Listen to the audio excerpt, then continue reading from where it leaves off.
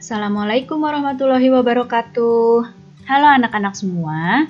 Hari ini kita akan belajar tema 3, subtema 3, pembelajaran keempat dengan muatan IPS, PPKN, dan Bahasa Indonesia.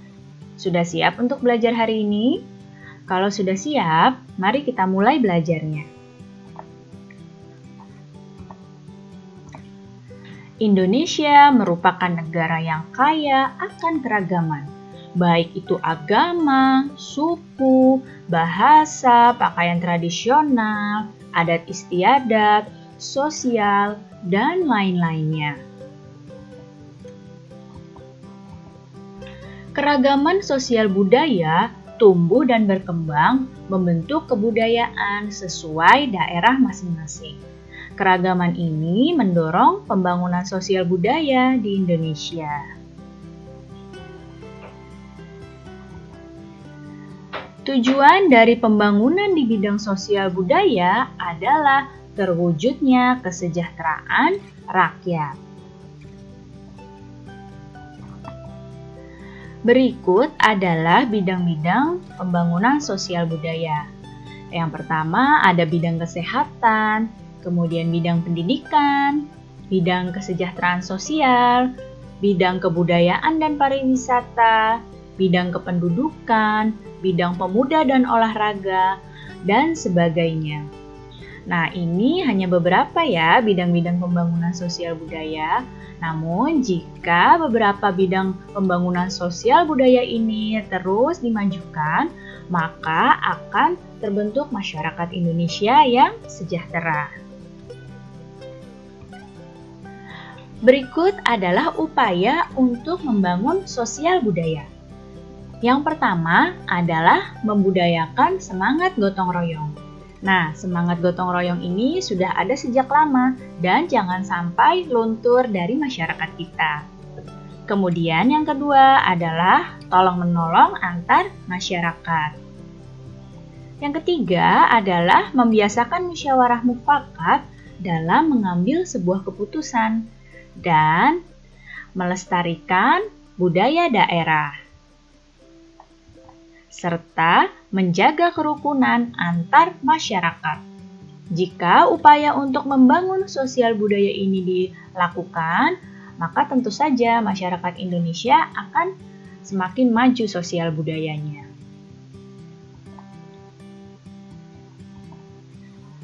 Berikut adalah manfaat dari keragaman sosial dan budaya. Yang pertama, manfaat keragaman ini adalah dapat menumbuhkan rasa nasionalisme. Kemudian, sebagai identitas bangsa Indonesia di dunia internasional. Yang selanjutnya, kita dapat memupuk sikap toleransi sehingga persatuan Indonesia tetap terjaga. Yang keempat adalah sebagai sumber pengetahuan dunia. Karena di dunia ini, Indonesia termasuk bangsa yang sangat banyak sekali keberagamannya. Dan yang terakhir, dapat menarik minat wisatawan asing untuk berkunjung ke Indonesia. Nah, keragaman yang dimiliki bangsa Indonesia dapat mendukung pembangunan sosial budaya. Keberagaman memiliki peran yang sangat penting dalam menunjang terwujudnya pembangunan sosial budaya.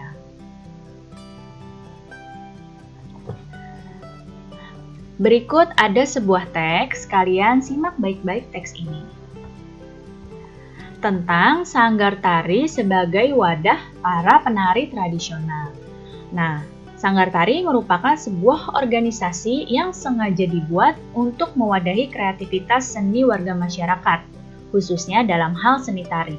Salah satu sanggar tari yang aktif dalam melestarikan tarian tradisional adalah Sanggar Tari Kambang Tigarun dari Kalimantan Selatan.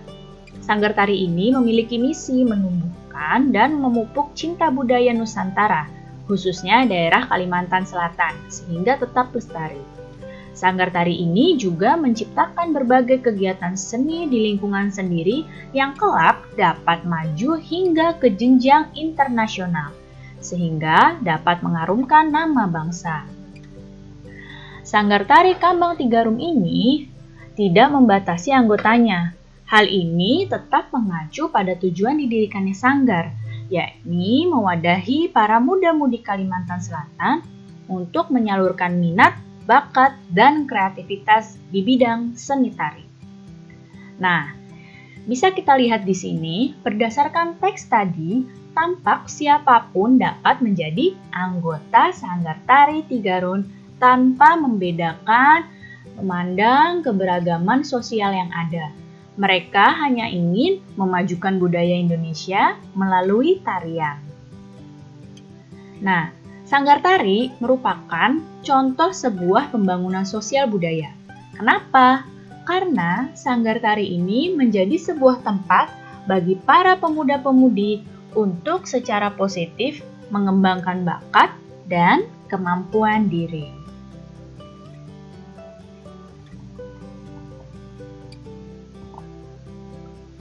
Berikut adalah tujuan pembangunan sosial budaya di bidang kebudayaan dan pariwisata. Nah, yang pertama tujuannya untuk mengembangkan kebudayaan nasional. Yang kedua, mengembangkan kebebasan berkreasi dalam berkesenian. Kesenian-kesenian daerah bisa dikembangkan sehingga dapat terkenal ke luar. Kemudian, melestarikan apresiasi nilai kesenian dan kebudayaan tradisional. Selanjutnya, menjadikan kesenian dan kebudayaan tradisional Indonesia sebagai pengembangan pariwisata. Nah, hal ini tentu saja akan menarik para wisatawan, apalagi wisatawan asing yang begitu senang melihat keunikan yang ada di Indonesia. Serta mengembangkan pariwisata dengan memberdayakan masyarakat setempat. Jika pariwisata suatu daerah itu sudah maju, maka masyarakat setempat pun dapat ikut maju juga. Nah, kemarin kalian telah belajar ya membuat rancangan iklan media elektronik. Nah, untuk iklan media elektronik, kita juga harus mempersiapkan naskah dan sketsa gambar berdasarkan naskah. Sketsa gambar yang disusun berurutan sesuai dengan naskah itu disebut dengan storyboard. Apa sih gunanya storyboard itu?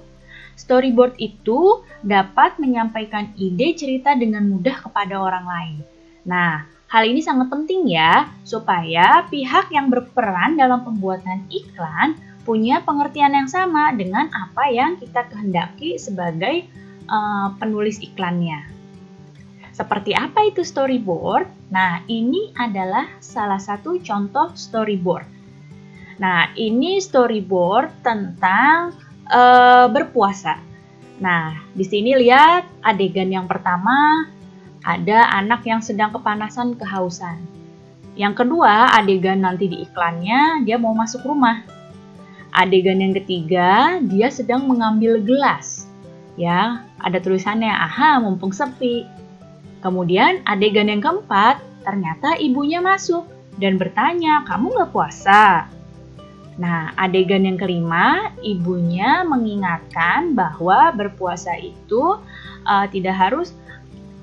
berpuasa itu harus dari hati karena Allah itu Maha melihat. Meskipun kita tidak melihat, tapi Allah Maha melihat. Nah, di sini adalah contoh storyboard tentang iklan berpuasa. Nah, nanti kalian bisa membuat storyboard kalian sendiri berdasarkan dialog iklan yang telah kalian buat. Kalian tuangkan dalam bentuk gambar seperti ini. Baik anak-anak, cukup sekian penjelasan Ibu kali ini. Mudah-mudahan kalian paham dan mengerti. Terima kasih anak-anak semua. Sampai jumpa lagi. Wassalamualaikum warahmatullahi wabarakatuh.